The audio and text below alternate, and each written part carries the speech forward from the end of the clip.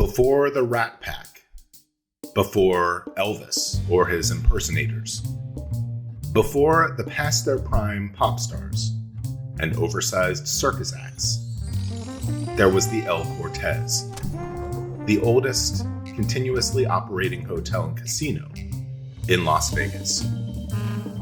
When it opened in 1941, it was the first major resort in the downtown area, one of Sin City's pioneering gaming establishments. Back then, it was just a small 59-room Spanish-style resort, but it quickly gained a big reputation.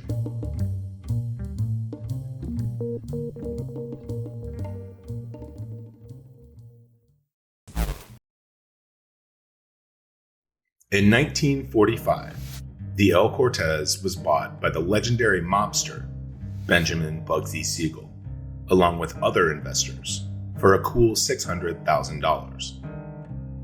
Though Siegel was a feared icon, he was also one of the founders of modern Las Vegas, helping to establish casinos like the El Cortez and the higher-profile Flamingo.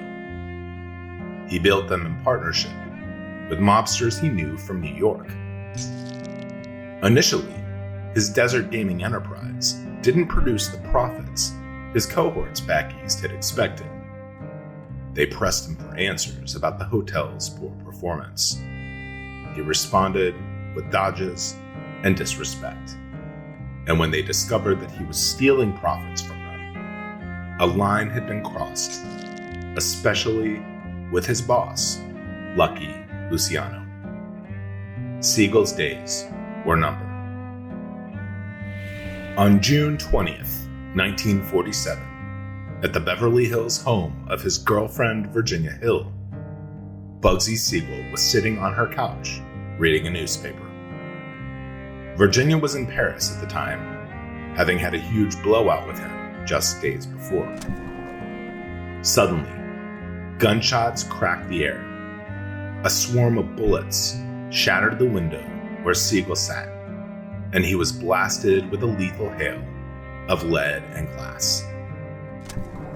Back in Las Vegas, Lucky Luciano was informed about Siegel's death. Just a short time later, he charged into the Flamingo and announced a change in ownership. He was now running the place, and the same was true for the El Cortez. Siegel's death remains one of the most notorious unsolved crimes of modern American history, though there was plenty of speculation about his killer being one of the mobsters that he ripped off. No one knows for sure. The hotel tried to move on from those grim days. Through most of the 1950s, it operated as a pirate-themed casino, with cocktail waitresses dressed as suggestive buccaneers. No sign of the casino's mafia roots was allowed to show through. But the frightening spirit of Bugsy Siegel and his mobster cohorts still seemed to haunt the place. Workers have reported seeing white, transparent hands floating freely in empty rooms, sometimes eerily reaching out from the darkness. The El Cortez changed hands again in 1963, when gaming pioneer Jackie Gahn purchased the landmark resort. Gahn had a reputation as an owner who was deeply concerned with maintaining excellent standards in his casino and in providing hotel guests with a first-class experience. Part of that strategy apparently was failing to mention that the ashes of cremated bodies were stowed in the basement of the hotel. There's no clear record of who they were or why they were there, but rumors claim that they were the mortal remains of former casino workers who had no family connections. Lost souls the world had forgotten and no one would miss. Other theories say the dead were Gahn's own mobster enemies. Their ghosts are also said to haunt the hotel. Another spirit that guests and employees claim to encounter is that of Fat Irish Green, one of Bugsy Siegel's personal henchmen. A heavyset figure in a loud green suit, said to be not much of a thinker. He worked as a bodyguard and a driver for Siegel. Siegel liked him, and they even went out gambling together. Green became a trusted servant and friend. Green was supposedly guarding a briefcase of cash belonging to Siegel when Siegel was killed. Green had been given meticulous instructions from Bugsy on what to do with the cash if something ever happened to him. When Green got news of Siegel's murder, he went to a mobster colleague, Meyer Lansky, as he was instructed. He handed over the cash, perhaps hundreds of thousands of dollars, to Lansky, who didn't even know the money existed. In exchange for his loyalty, Green was granted free room and board at the El Cortez for the rest of his life. And since his death, rumors suggest that Green's ghost haunts the hotel's vintage wing. The El Cortez of today has been renovated to capture the look and feel of the original resort of 1941. Guests love experiencing the early days of mob-controlled Las Vegas. Yet the hotel is haunted not only by its notorious past. There are claims that the El Cortez plays host to a collection of much more modern ghosts. Paranormal events are frequently reported at the nostalgic hotel. Some claim it's the bad spiritual residue left behind by Bugsy Siegel, Meyer Lansky, and the gang of mobsters who founded the resort. In the adjacent cabana suites, which patrons prefer for their seclusion and serenity, guests report hearing loud, recurring knocks on the hallway door, despite no other guests being on that same floor.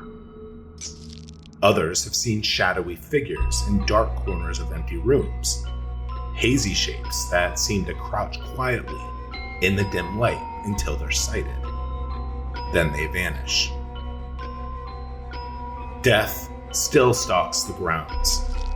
As recently as 2021, a patron shoved an El Cortez security guard to the ground.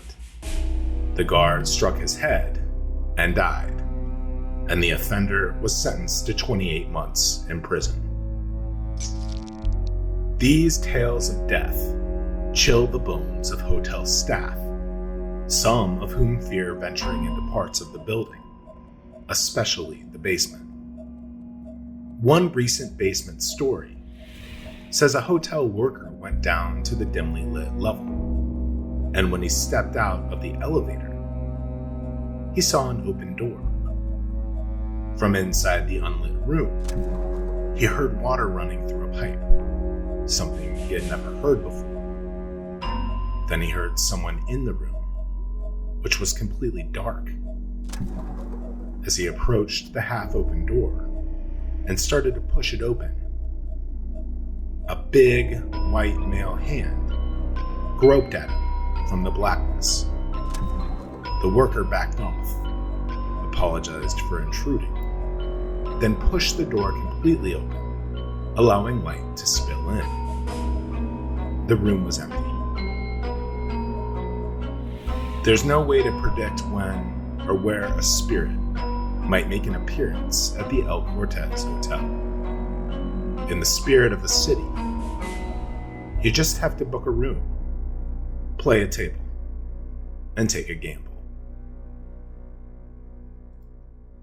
My name is Scott, and thank you so much for watching. We're a group of curious and passionate humans creating documentary-style content for those who share our curiosity, ask questions, and seek to dig deeper in a world where almost everything isn't quite what it seems. We are Mystery Syndicate. If you like what we do, please consider subscribing to our YouTube channel, leave a comment, and give this video a like. and to be notified when we post new videos. Hit that notification bell. Also, check us out on Facebook, Instagram, Twitter, TikTok, and for exclusive merchandise and our blog, visit our website at www.mysterysyndicate.com. And for those that wish to support our channel, please visit Mystery Syndicate on Patreon. We have a variety of new patron tiers with tons of great benefits. If you want to see your name on a future video, be sure to check it out. From all of us at Mystery Syndicate, thank you again. We sincerely appreciate your support.